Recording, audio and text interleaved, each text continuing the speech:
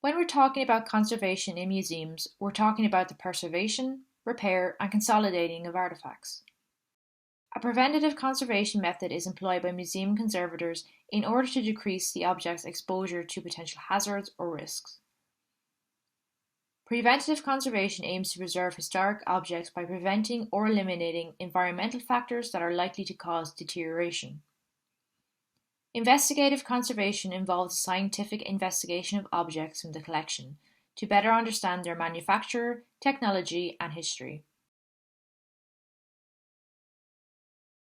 Conservators use lots of different techniques on individual artifacts to conserve them, from microscopic examination through to a range of sophisticated forensic analysis. Remedial conservation involves the treatment of objects from the collections and is extremely time-consuming. This can involve such things as the cleaning of items, strengthening fragile objects, or revealing surface decoration.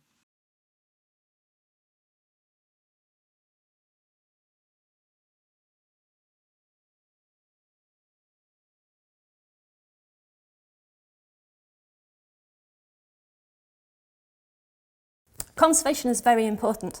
As conservators, we don't want to keep museum collections in isolation, shut in a press, away from the public.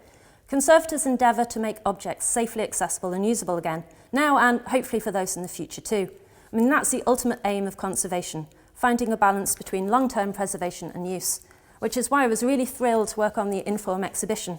Inform makes use of and connects with our wonderful reserve collections, and the students' selection also informed our own collection care goals, as it was an ideal opportunity to check condition, document, carry out treatment, reconsider storage arrangements, and the object's long-term environmental needs.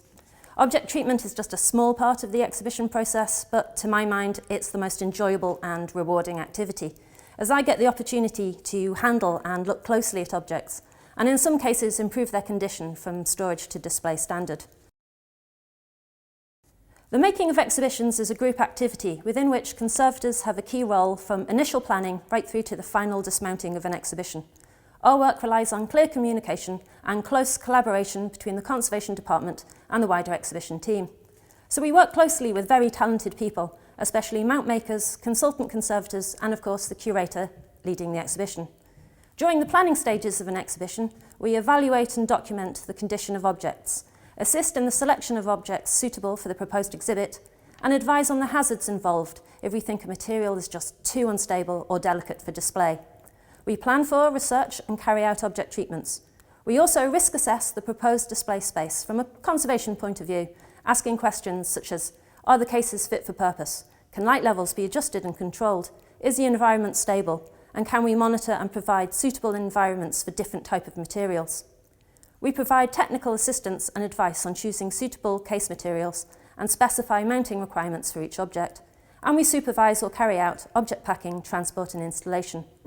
Exhibitions can take up a lot of time, and we are a small yet dedicated team of 9 conservators, and we look after, I think, around 5 million objects.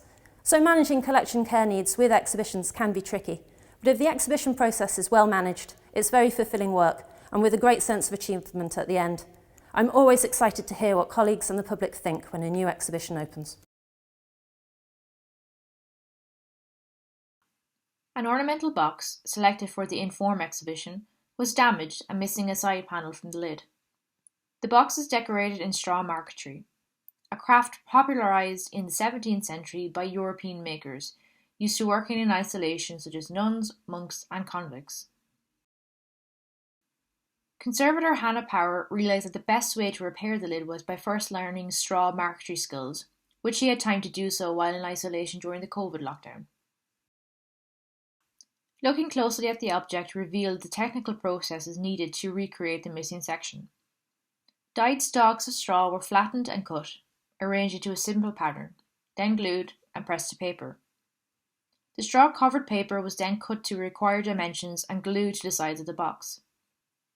These panels were skillfully arranged to produce a more complex pattern using both colour and the reflective grain of the straw stalk.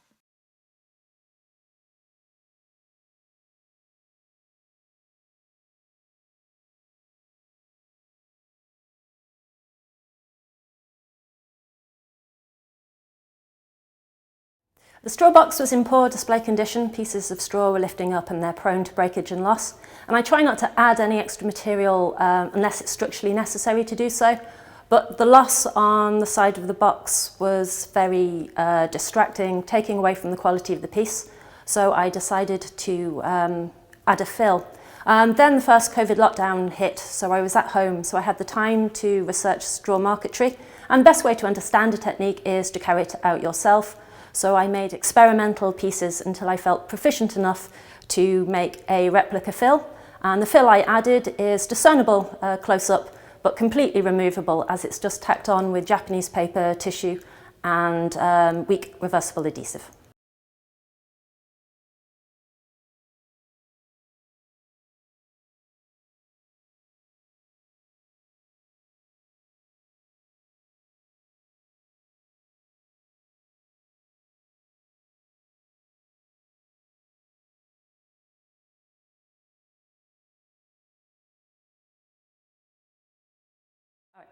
I became a conservator because of an exhibition I went to when I was about 10, and there was a painting there called Woman Wearing a White Dress, except it wasn't. It was a very, very brown dress, except for a square inch that was just this lovely creamy white colour. So I went and read the information panel, and it mentioned these thick layers of aged adhesive that's taken off very carefully under magnification by conservators. And at the time I was really into lenses. I had my own little entry-level microscope and magnifying glasses. So I thought, wow, that's amazing, getting to be the person who works with great art up close. In the end, I kind of realised I preferred objects over paintings, so I pursued a MA in the Conservation of Historic Objects. But I was right at aged 10. Conservation is a fantastic job. It's very special and quite the honour to work here at the museum. Conservator Ellen McKeever was sent this 19th century pocket globe and its associated container for treatment. The globe features a detailed map of the world as seen from a British Victorian perspective. The container provides a safe storage for the globe and is also decorated on the inside with a celestial or astronomical map.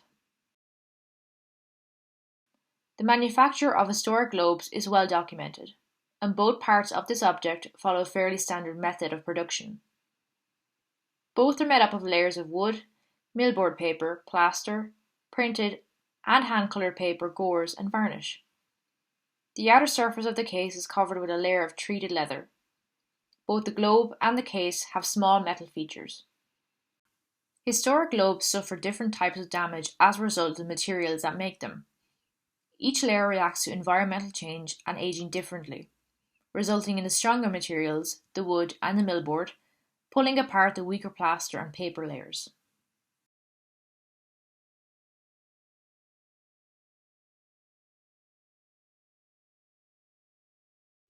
Well, the globe was an interesting object for me because as a paper conservator, I don't normally get to work on spherical objects, and also it's made of several layers of different materials, and it finishes with a layer of paper that has been printed, hand-coloured and then varnished, which makes it incredibly light sensitive, which explains why our light levels are so low. So treatment of this object focused on stabilising it for exhibition and treating the concerns for each of these materials.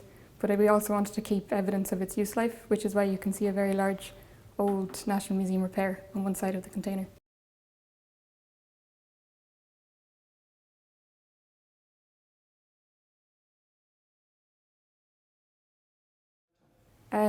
I became a conservator because I really love history and science, and I love working with my hands. So I never realised there was a job where you could do all three together until I saw an internship involving working on a mummy in the UK.